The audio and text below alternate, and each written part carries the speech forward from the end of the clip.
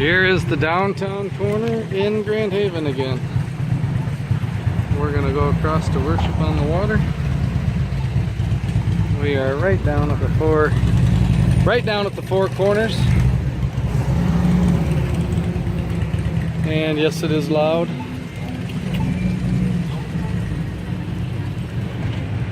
You see the water of the channel in the background there. There's the big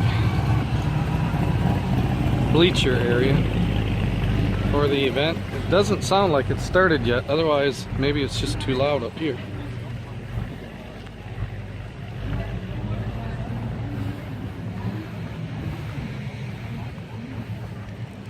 Almost there.